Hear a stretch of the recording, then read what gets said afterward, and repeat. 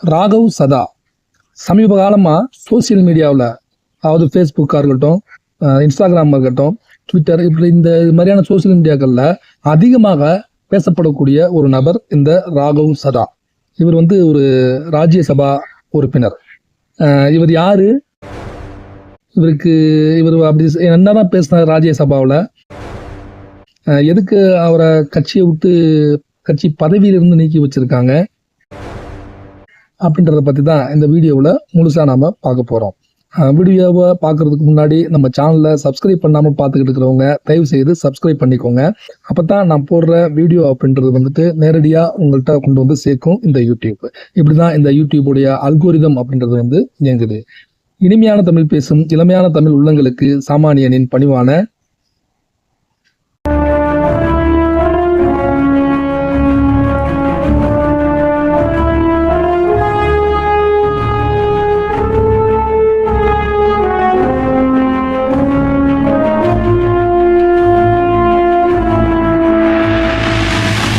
1988 November 11 ஒரு சாதாரண குடும்பத்துல பிறந்தவர் தான் இந்த ராகவ் சதா.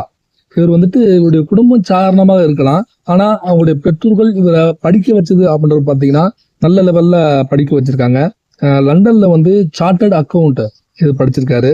இவருடைய திருமண வாழ்க்கை அப்படின்னு பாத்தீங்கன்னா ஹிந்தி நடிகை பிரணிதா சோப்ரா அவர்களை வந்துட்டு இவர் திருமணம் பண்ணியிருக்காரு.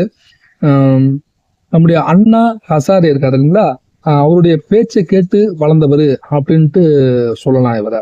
2012 வந்து இந்திய அரசியல்ல ஒரு பெரிய ஒரு மாற்றம், ஒரு பெரிய அலை வந்து தாக்குச்சு அப்படின்னு சொல்லுவோம். இப்ப 2026 எப்படி விஜய் அவர்கள் தாவேகா அப்படின்ற கட்சி ஆரம்பிச்சு ஒரு பெரிய மாற்றத்திற்கான வழிவகைகளை உருவாக்கலாம் அப்படின்ற ஒரு பாதையை நோக்கி போய்கிட்டு இருக்காங்க இல்லையா, அதே மாதிரியே 2012 ஆம் ஆத்மி அப்படின்ற கட்சி வந்துட்டு உருவானுச்சு. திரு கெஜ்ரிவால் அவர்கள் அந்த கட்சியை உருவாக்குனாரு. இவர் நம்ம ராகவ் சதா வந்துட்டு 2012 அந்த ஆம் ஆத்மி கட்சியில தன்னையும் இணைத்து கொண்டு அரசியல்ல செயல்படுறாரு. இவர் வந்துட்டு இந்திய அரசியல்வாதிகள்லயே வந்துட்டு மிகவும் இளம் வயது அரசியல்வாதி அப்படின்றது ரொம்ப முக்கியமானது. இளம் வயது அரசியல்வாதியா இருந்தாலும் இவருடைய பேச்சுக்கள் அனைத்துமே வந்து ரொம்ப முதிர்வு பெற்றவையாக, ரொம்ப தெளிவா ஒவ்வொரு பாயிண்டா எடுத்து வச்சு பேசுறாருன்னு சொல்லுவோம் இல்லைங்களா, அது மாதிரியான பாயிண்ட்களையும் அதற்கு உண்டான ஆதாரங்களையும் வைத்து பேசக்கூடிய ஒரு நபராக இவர் திகழ்ந்தாரு. இவர் மேடையில ஏறி பேசினாரு அப்படின்னா இவருடைய பேச்சை கேட்பதற்காகவே ஒரு தனி கூட்டமே இருக்குது அப்படின்னா பாத்துங்களேன். அப்படிப்பட்ட இந்த பேச்சு வல்லமையும் ஆதிக்க வல்லமையும் கொண்ட இந்த இளைஞர் 2020 டெல்லியில உள்ள ராஜேந்திர நகர் அப்படின்ற அந்த தொகுதியிலிருந்து எம்எல்ஏவாக தேர்ந்தெடுக்கப்படுகிறார். அதுக்கப்புறம் 2022 பஞ்சாப் மாநிலத்தோட எம்பியாகவும் இவர் தேர்வு செய்யப்படுகிறார். இவர் எம்பி ஆனதுக்கு அப்புறம் ராஜ்யசபாவில் பேசுவாங்க பாத்தீங்களா, இவர் பேசும்போது இவர் எடுத்து வச்ச ஒவ்வொரு பாயிண்ட்களும் ஒவ்வொரு கேள்விகளும் வந்துட்டு இந்தியாவையே ஒரு ஆட்டங்காட வச்சது. ஆனா சாமானிய மக்களுக்கு வந்துட்டு ரொம்ப உறுதுணையாக இருந்துச்சு அப்படின்னா பாத்துங்க. அப்படிப்பட்ட சாமானிய மக்களுக்கு, ஒரு எளிமையான மக்களுக்கு என்னென்ன பிரச்சனை நடக்குமோ, ஒரு சாமானியன் அவனுடைய பிரச்சனைய எப்படி கேட்பானோ அதே மாதிரி இவர் ராஜ்யசபாவில் கேட்டாரு அந்த கேள்வி எல்லாம். அந்த கேள்விகள் என்னென்ன அப்படின்னு பார்த்தீங்கன்னு வச்சுங்களேன், இப்போ இந்த டெலிகாம் கம்பெனி ஏர்டெல், ஜியோ இவங்கெல்லாம் பண்றது மாசத்துக்கு 28 நாள் அப்படின்றதான் அவங்களுடைய பிளான் இருக்கும். ஆனா மாசத்துக்கு 30 நாள். அதை கால்குலேட் பண்ணி பார்த்தோம்னா ஒரு வருஷத்துக்கு வந்துட்டு 13 தடவை அப்படின்றது வந்துட்டு அவங்க ரீசார்ஜ் பண்ண வேண்டியிருக்கு.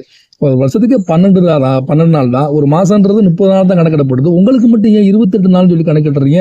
இப்படி கணக்கிடப்படுறதுனால சாமானிய மக்கள் ஒரு ரீசார்ஜ் அப்படின்றத வந்து எக்ஸ்ட்ரா பண்ண வேண்டியிருக்குல்ல அப்படின்னு கேட்டாரு. என்னப்பா இது, ஒரு ரீசார்ஜ் தானே, ஒரு வாட்டி தானே, அப்படி ஒரு 200 ரூபா அல்லது 300 ரூபா அப்படின்ற மாதிரி ஆகும். அப்படின்னா ஒரு நபருக்கு இவ்வளவு ரூபா அப்படின்னா நம்ம நாட்டுல எத்தனை கோடி மக்கள் இருக்காங்க, எத்தனை கோடி போன், அதுல எத்தனை பேர் ரீசார்ஜ் பண்றாங்க, கால்குலேட் பண்ணி பாருங்க.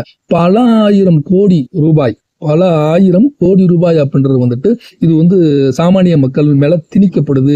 இது ஒரு பகல் கொள்ளை அல்லவா அப்படின்ற மாதிரியான கேள்வியை எழுப்பினாரு. இந்த கேள்வி வந்துட்டு இந்திய மக்கள் இடத்துல வந்து ஒரு பெரிய ஒரு தாக்கத்தை ஏற்படுத்துச்சு. டெலிகாம் நிறுவனங்கள் அவங்களுடைய பிளானை வந்துட்டு ஒரு மாசத்துக்கு பண்ணலாமா, மாத்தலாமா அப்படின்ற மாதிரியான யோசனைகள்ல இருக்கிறதாகவும் சொல்லப்படுது இவருடைய இந்த பேச்சின் காரணமாகவே. அப்புறம் இந்த ஃபுட் சப்ளை பண்ணக்கூடிய நிறுவனங்கள் இருக்காங்கல்ல, இவங்கெல்லாம் அவங்களுடைய கம்பெனியை முன்னணி கம்பெனியா கொண்டு வரணும் அப்படின்றதுக்காக 10 நிமிடத்தில் டெலிவரி அப்படின்ற விளம்பரத்தை போட்டு 10 நிமிடத்துக்குள்ளார டெலிவரி பண்ணணும் அப்படின்னு சொல்லி அங்க ஒர்க் பண்ணக்கூடிய டெலிவரி ஊழியர்களை வந்து ஃபோர்ஸ் பண்றாங்க. 10 நிமிடத்துல டெலிவரி அப்படிங்கும்போது அவங்க வண்டியை வேகமா ஓட்டிட்டு வர வேண்டிய சூழ்நிலை இருக்குது. வேகமா ஓட்டிட்டு வரும்போது எதிர்பாராத விதமான ஆக்சிடென்ட், அதனால ஏற்படக்கூடிய உயிரிழப்பு அப்படின்றலாம் நிறைய விஷயங்கள் நடக்குது. இதை கவனிச்சுதான் இவரு ராஜ்யசபாவில் பேசுறாரு. இது மாதிரியான இந்த ஊழியர்களுக்கு அவங்களுடைய ஆயுள் காப்பீட்டை வந்து உறுதி செய்யணும். 10 நிமிடத்துல நீங்க கொண்டு வந்து சேர்க்கணும்னா அந்த தொழிலாளி எவ்வளவு வேகத்துல வண்டியை ஓட்டு வரணும், அவனுக்கு அம்மா இருக்கு, மனைவி இருக்கு, மகள் இருக்கு, அப்பா இருக்காங்க, இப்படின்ற பிரச்சனைகள்லாம் ஏன் சிந்திக்க மாட்டேன்றீங்க அப்படின்னு சொல்லிட்டு அவங்களுக்காகவும் குரல் கொடுத்தாரு நம்ம ராகவ் சதா. அதே மாதிரி பெண்களுக்கு உண்டான அந்த மாதவிடாய் பிரச்சனை அப்படின்றத வந்துட்டு எடுத்து பேசுறதுக்கு தயங்கக்கூடிய இந்த காலகட்டத்துல அத ராஜ்யசபாவுல ஒரு எம்பி வந்து பேசுறாரு. பெண்களுக்கு அந்த தருணத்தில் அந்த சமயத்துல அவங்களுக்கு சம்பளத்துடன் கூடிய ஓய்வு அப்படின்றது வந்து கொடுக்கப்பட வேண்டும். இது வந்து சில வெளிநாடுகளை மேற்கோள் காட்டி இந்த நாடுகள்லாம் கொடுக்குறாங்க, ஏன் நம்ம அவங்களுக்கு கொடுக்கக்கூடாது, அவங்களை நம்ம மதிக்கணும் அப்படின்ற மாதிரியெல்லாம் பேசி பெண்களுக்கு வழங்கப்பட வேண்டிய அந்த மரியாதையை நம்ம முறையா கொடுக்கணும் அப்படின்ற மாதிரியெல்லாம் பேசியிருக்காருங்க. இப்படியாக ஏகப்பட்ட விஷயங்களை, மக்கள் பிரச்சனைய, பெண்கள் பிரச்சனைய மையமாக வச்சு ராஜ்யசபாவில் பேசின அவர் இப்ப இந்த மாசம் ஏப்ரல் 2ஆம் தேதி அவருடைய கட்சி பதவி, அதாவது துணைத் தலைவராக இருந்தார் அந்த கட்சியோட, அந்த துணைத் தலைவர் பதவி அப்படின்றது பறிக்கப்பட்டிருக்கு.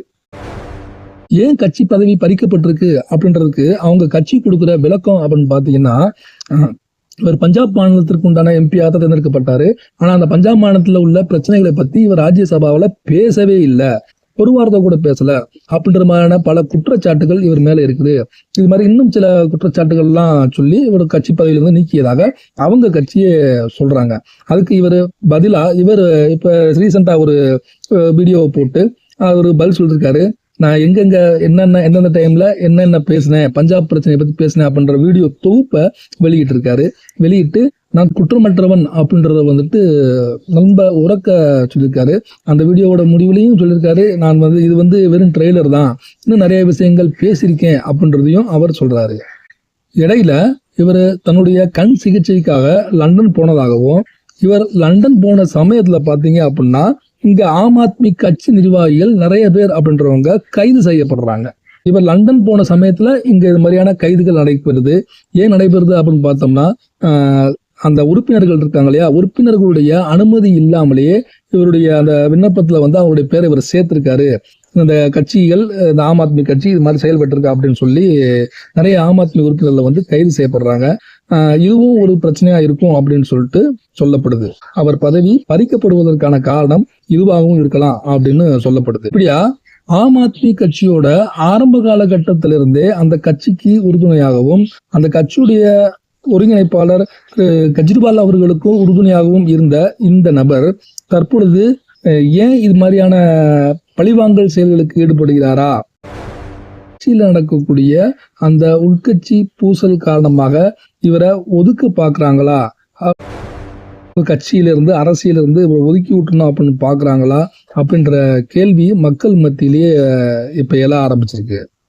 மக்கள் பிரச்சனைய கையில எடுத்து மக்களுக்கு, ஒரு சாமானிய மக்களுக்கு என்னென்ன பிரச்சனைகள் நடக்குதோ அந்த பிரச்சனைகளுக்கெல்லாம் தீர்வு கிடைக்கணும் அப்படின்னு போராடின இந்த நபர். நான் மக்கள் பிரச்சனைகளை அவர் பேசுனதுல 2-3 தாங்க சொல்லியிருக்கேன். இன்னும் ஏகப்பட்ட விஷயங்கள் பேசியிருக்காரு. அரசியல் சூழ்ச்சி காரணமாக அவருடைய அந்த ராஜ்யசபா உறுப்பினர் பதவி அப்படின்றது பறிக்கப்படுது. அதுக்காக அவரு சும்மா விடல, கோர்ட்டு வாசல்படி ஏறி தனக்கு உண்டான நீதியை கோர்ட்டின் மூலமாகவே திரும்ப பெற்றார். இப்படிப்பட்ட இந்த நபர் சாமானிய மக்களுக்காக, அவங்களுக்காக குரல் கொடுத்ததுக்காகவே இந்த அரசாங்கமும் அவங்களுடைய ஆம் ஆத்மி அந்த கட்சியும் அவரை ஒதுக்கி வைக்கிறதா? வயதானவர்களே காணப்படும் இந்த இந்திய அரசியல்ல ஒரு 37 வயது மதிக்கத்தக்க ஒரு இளைஞர் இப்படி முன்னேறிக்கிட்டு வர்றானே அப்படின்ற பொறாமையா, அரசியல் கட்சிகளுக்கு உண்டான பொறாமையா? இனி இவர் எப்படி செயல்பட போகிறார்? திரும்பவும் ஆம் ஆத்மி கட்சியிலேயே தன்னை இணைச்சுக்கிட்டு அவர் இந்த அரசியல் வாழ்க்கையில செயல்படுவது நல்லதா, இல்ல அவருக்கென ஒரு தனி கட்சியை உருவாக்கி அதில் செயல்படுவது நல்லதா? இது போன்ற இந்த கேள்விகளுக்கு உங்களுடைய கருத்துக்கள் என்பது வரவேற்கப்படுகிறது. மீண்டும் அடுத்த வீடியோவில் சந்திப்போம். நன்றி.